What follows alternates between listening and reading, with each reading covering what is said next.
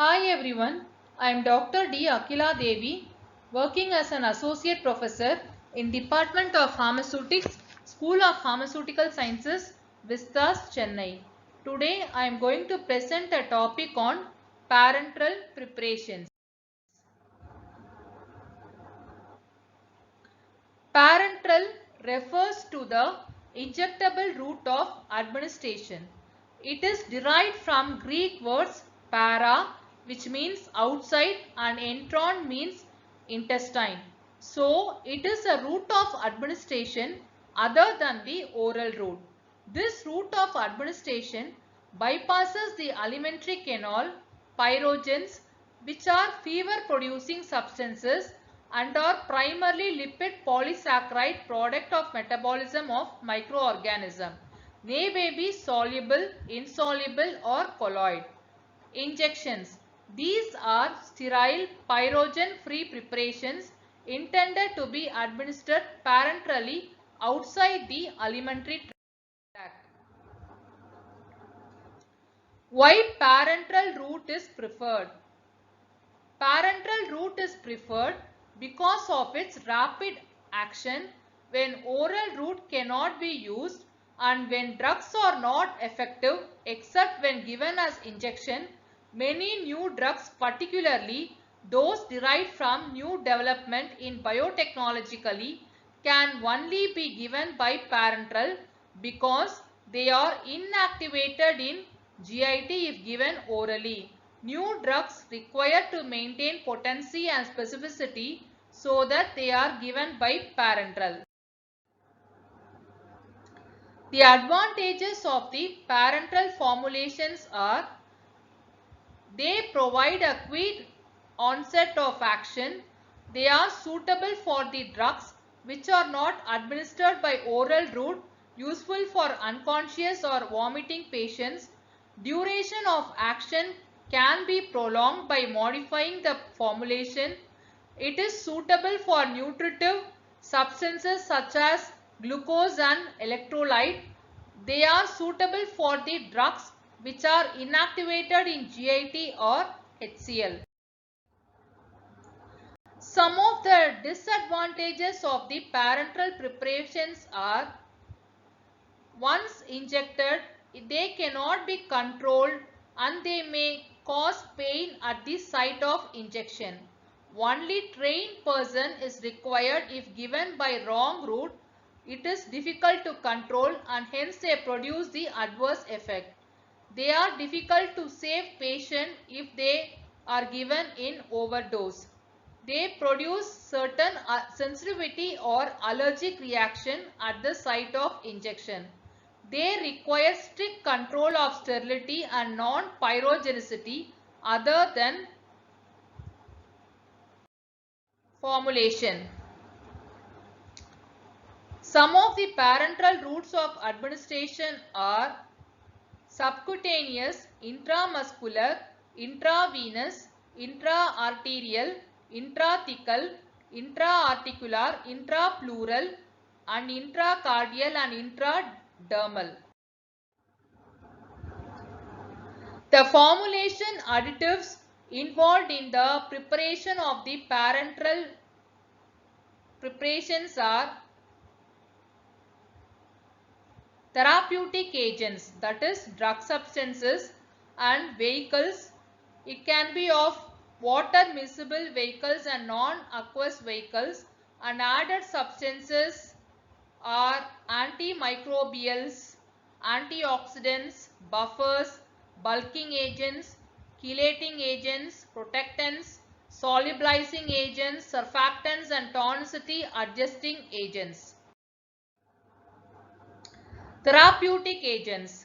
Insulin, antibiotics can be given under parenteral preparations, and then anti-cancer steroids, vaccines, antipyretic substances, analgesics, anti-inflammatory, and then large volume parenteral like dextrose, sodium chloride or combination can be given under therapeutic agents. Other added substances or excipients involved are solvents, The water should meet the compendial requirements. Water miscible vehicles used are ethyl alcohol, polyethylene glycol, and non-aqueous vehicles we have fixed oils. Solvents used must be non-irritating, non-toxic, non-sensitizing, no pharmacological activity of its own, and it should not affect the activity of the medicinal substances. Other added substances are antimicrobials. They are added for fungistatic or bacteriostatic action. They are used to prevent the multiplication of the microorganisms. Some of the examples given under the antimicrobials are benzyl alcohol, and the concentration should be 0.5 to 10%, and benzethonium chloride 0.01%, methylparaben 0.01 to 0.18%, propylparaben 0.005 to 0.035%, phenol 0.065 to 0.5%. The preservatives used in parenteral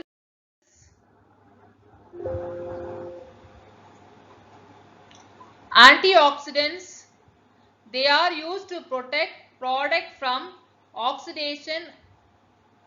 They act as reducing agent or prevents the oxidation.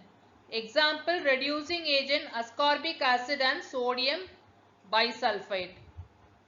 Ascorbic acid, the concentration used are 0.01 to 0.015%, and butylated hydroxytoluene 0.005 to 0.02%.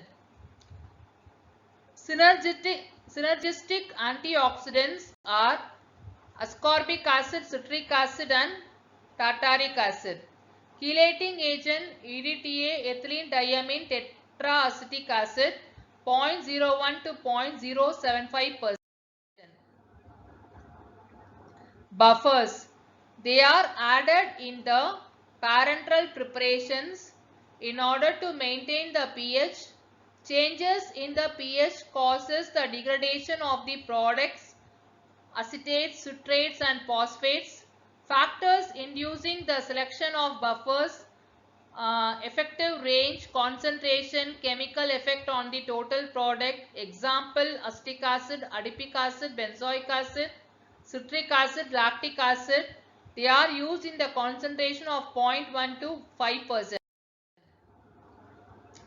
Chelating agents, they are used to form the complex with the metallic ions present in the formulation so that the ions will not interfere during the manufacturing of the formulation. They form a complex which get dissolved in the solvents. An example is disodium EDTA.